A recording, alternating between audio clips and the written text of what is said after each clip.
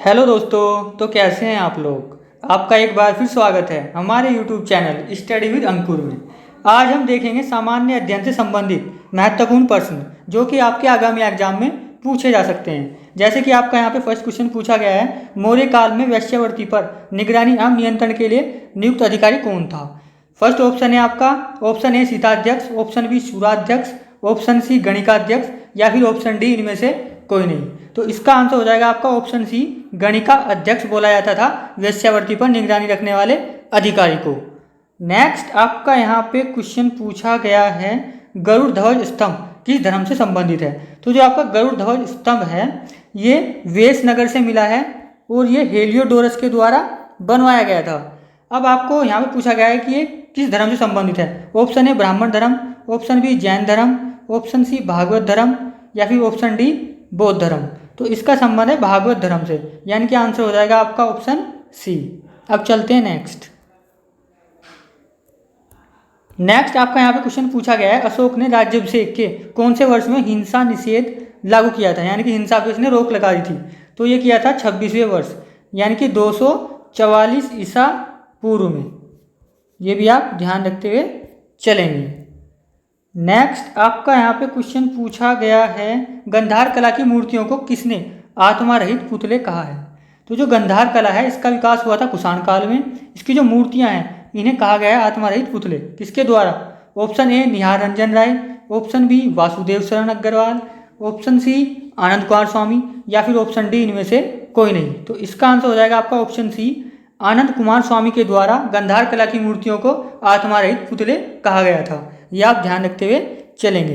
Next आपका यहाँ पे क्वेश्चन पूछा गया है, महात्मा बुद्ध की प्रथम मूर्ति बनी थी। तो आपसे पूछा जा रहा है कि महात्मा बुद्ध की प्रथम मूर्ति किस कला में बनी थी। तो ये बनी थी आपकी ऑप्शन ए गंधार कला, option B Taxila, option C Mathura या फिर ऑप्शन डी इनमें से कोई नहीं। आपसे पूछा जा रहा है कहाँ बनी थी। तो ये बनी थी मथुरा में, और ये जो महात्मा बुद्ध की जो प्रथम मूर्ति थी ये मथुरा में बनी थी और ये मथुरा कला में ही बनी थी। और मथुरा जो कला है इसका विकास हुआ था आपका कुषाण काल में। ये भी आप ध्यान रखते हुए चलेंगे। अब चलते हैं नेक्स्ट आपका यहाँ पे क्वेश्चन पूछा गया है, ब्राह्मण और शूद्र एक ही कुएं से पानी भरते हैं, ये किसका कथन है। Option A Varahamihira, option B Kalidasa, option C Shudraka, option D इनमें से कोई नहीं। तो इसका आंसर हो जाएगा आपका ऑप्शन सी शूद्रक। इसके अलावा आपको ये भी ध्यान रखना है, मर्चकटिकम जो पुस्तक है मर्चकटिकम या फिर माटी की खिलौना गाड़ी, ये भी शूद्रक के द्वारा लिखी गई है। अब चलते हैं नेक्स्ट आपका यहाँ पे क्वेश्चन पूछा गया है, गंधार की कृतियाँ किस पत्थर से निर्मित की गई थी। तो ये की गई थी जो आपकी ऑप्शन ए स्लेटी पत्थर, ऑप्शन बी बलुआ पत्थर, ऑप्शन सी लाल पत्थर, ऑप्शन डी इनमें से कोई नहीं। तो इसका आंसर हो जाएगा आपका ऑप्शन ए स्लेटी पत्थर। अगर आपसे पूछा जाता कि जो मथुरा कला है, मथुरा कला की मूर्तियाँ किस पत्थर से निर्मित की गई थी, तो मथुरा कला की मूर्तियाँ निर्मित की गई थी बलुआ पत्थर से। और आपकी गंधार कला और मथुरा कला दोनों का ही विकास हुआ था आपका कुषाण काल में। ये भी आप ध्यान रखते हुए चलेंगे। कनिष्क जो थे वो कुषाण वंश के सबसे महान शासक हुए, ये भी आप ध्यान रखेंगे। नेक्स्ट आपका क्वेश्चन पूछा गया है, शुंग काल में किस धर्म को राजकीय संरक्षण प्राप्त हुआ था। शुंग वंश की स्थापना की थी पुष्यमित्र शुंग ने, ये भी आपको ध्यान रखते हुए चलना है। तो इसका ऑप्शन ए है आपका ब्राह्मण धर्म, ऑप्शन बी बौद्ध धर्म, ऑप्शन सी भागवत धर्म, ऑप्शन डी जैन धर्म। तो इसका आंसर हो जाएगा ऑप्शन ए, ब्राह्मण धर्म को शुंग काल में राजकीय संरक्षण प्रदान किया गया था। नेक्स्ट आपका यहाँ पे क्वेश्चन पूछा गया है, नागार्जुनी गुफाओं का निर्माण किस मौर्य सम्राट ने कराया था। तो आपको ये ध्यान रखना है, आपका ऑप्शन ए है यहाँ पे Ashoka, option B Bindusara, option C Chandragupta Maurya, option D इनमें से कोई नहीं। तो इसका आंसर हो जाएगा आपका इनमें से कोई नहीं, क्योंकि ये कराया गया था मौर्य वंश के शासक दशरथ के द्वारा। ये इसके द्वारा बराबर और नागार्जुनी गुफाओं का निर्माण कराया गया था आजीविकों और बौद्ध भिक्षुकों के लिए। ये भी आपको ध्यान रखते हुए चलना है। अब चलते हैं नेक्स्ट आपका यहाँ पे क्वेश्चन पूछा गया है, किस मौर्य शासक ने विदेशों में बौद्ध धर्म के प्रचारक भेजे थे। Option A Chandragupta Maurya, option B Ashoka, option C Dasharatha, option D Bindusara. तो इसका आंसर हो जाएगा आपका ऑप्शन बी अशोक। अशोक ने बौद्ध धर्म के प्रचार के लिए विदेशों में प्रचारक भेजे। इसके अलावा अशोक के द्वारा अपने पुत्र महेंद्र और पुत्री संघमित्रा को भी श्रीलंका में बौद्ध धर्म के प्रचार के लिए भेजा गया था। ये भी आप ध्यान रखेंगे। नेक्स्ट आपका यहाँ पे क्वेश्चन पूछा गया है, उत्तर वैदिक ग्रंथों में सेलूस क्या है? ऑप्शन ए नाटक, ऑप्शन बी वीणा, ऑप्शन सी नाटक के पात्र, या फिर ऑप्शन डी इनमें से कोई नहीं। तो इसका आंसर हो जाएगा ऑप्शन सी, नाटक के पात्र को कहा जाता था वैदिक ग्रंथों में सेलूस। नेक्स्ट आपका यहाँ पे क्वेश्चन पूछा गया है, किस मौर्य शासक ने बिहार यात्राओं, यह है आपका विहार यात्राओं पर प्रतिबंध लगाया था? Option A Chandragupta Maurya, option B Bindusara, option C Ashoka, option D इनमें से कोई नहीं। तो इसका आंसर हो जाएगा आपका ऑप्शन सी अशोक। अशोक के द्वारा जो विहार यात्राएं थी उन पर प्रतिबंध लगाया गया था। नेक्स्ट आपका यहाँ पे क्वेश्चन पूछा गया है, सिंधु सभ्यता थी, तो जो आपकी सिंधु सभ्यता थी, ऑप्शन ए ताम्रयुगीन, ऑप्शन बी लोहयुगीन, ऑप्शन सी कांस्य युगीन, या फिर ऑप्शन डी इनमें से कोई नहीं। तो इसका आंसर हो जाएगा आपका ऑप्शन सी कांस्य युगीन। आप जल्दीबाजी में ताम्रयुगीन नहीं लगाएंगे। इसके अलावा जो सिंधु सभ्यता थी ये नगरीय सभ्यता थी, ये भी आपको ध्यान रखते हुए चलना है। सिंधु सभ्यता की खोज की गई थी 1921 में।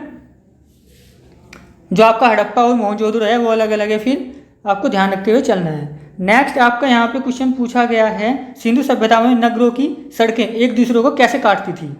तो ऑप्शन ए है आपका त्रिभुज पर, ऑप्शन बी समकोण पर, ऑप्शन सी चतुर्भुज पर, या फिर ऑप्शन डी आयत पर। तो इसका आंसर हो जाएगा आपका ऑप्शन बी समकोण पर। अगर आपसे पूछा जाता कि जो पूरी सिंधु सभ्यता थी वो किस आकार में थी, तो पूरी सिंधु सभ्यता थी आपकी त्रिभुजाकार, और जो उनके घर बने हुए थे आयताकार। ये भी आप ध्यान रखते हुए चलेंगे।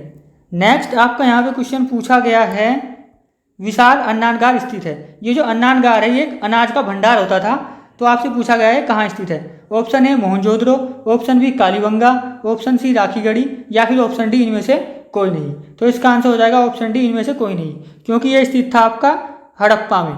अगर आपसे पूछा जाता विशाल स्नानगार कहाँ स्थित है, तो स्नानगार स्थित है आपका मोहनजोदड़ो में। ये भी आपको ध्यान रखते हुए चलना है। अब चलते हैं नेक्स्ट आपका यहाँ पे क्वेश्चन पूछा गया है, सिंधु सभ्यता का कौन सा नगर दुर्गीकृत नहीं था? Option A Harappa, option B Mohenjodaro, option C Kalibangan, या फिर ऑप्शन डी चंदूड़ो। तो इसका आंसर हो जाएगा आपका ऑप्शन डी चंदूड़ो। चंदूड़ो जो था आपका वो दुर्गीकृत नहीं था। इसके अलावा आपको ये भी ध्यान रखना है, हड़प्पा रावी नदी के तट पर स्थित था, मोहनजोदड़ो सिंधु नदी के तट पर, और कालीबंगा घग्गर नदी के तट पर। नेक्स्ट आपका यहाँ पे क्वेश्चन पूछा गया है, पूर्व वैदिक कालीन परिवार का मुखिया होता था। तो ये होता था आपका ऑप्शन ए पुरुष, ऑप्शन बी महिला, ऑप्शन सी महिला और पुरुष, या फिर ऑप्शन डी इनमें से कोई नहीं। तो इसका आंसर हो जाएगा ऑप्शन ए पुरुष, क्योंकि जो वैदिक संस्कृति थी उनका जो समाज था वो था पीड़ित सत्तात्मक, और इनका संयुक्त परिवार होता था। ये भी आपको ध्यान रखते हुए चलना है। जबकि जो सिंधु सभ्यता थी वो थी मात सत्तात्मक। नेक्स्ट आपका यहाँ पे क्वेश्चन पूछा गया है, पूर्व वैदिक कालीन लोग रहते थे।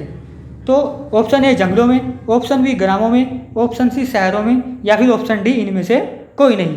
तो आपको पता है जो वैदिक कालीन जो सभ्यता थी ये ग्रामीण सभ्यता थी, तो ये कहाँ रहते थे? ग्रामों में। नेक्स्ट आपका यहाँ पे क्वेश्चन पूछा गया है, सिंधु सभ्यता का प्रमुख व्यवसाय क्या था? ऑप्शन ए व्यापार, ऑप्शन बी पशुपालन, ऑप्शन सी कृषि, या फिर ऑप्शन डी इनमें से कोई नहीं। तो इसका आंसर हो जाएगा आपका ऑप्शन सी कृषि। आपको यह भी ध्यान रखते हुए चलना है कि जो सिंधु सभ्यता थी गेहूं और जौ ये इनकी मुख्य फसलें थी। ये भी आपको ध्यान रखते हुए चलना है। इसके अलावा इनके द्वारा व्यापार भी किया जाता था, क्योंकि लोथल से बंदरगाह के जो साक्ष्य मिले हैं उसके द्वारा व्यापार भी किया जाता था। बट यहाँ पूछा गया प्रमुख व्यवसाय, तो सिंधु सभ्यता का प्रमुख व्यवसाय था कृषि। तो अभी तक के लिए इतना ही, मिलेंगे नेक्स्ट वीडियो में। Thank you watching video, please like and subscribe channel. Thank you.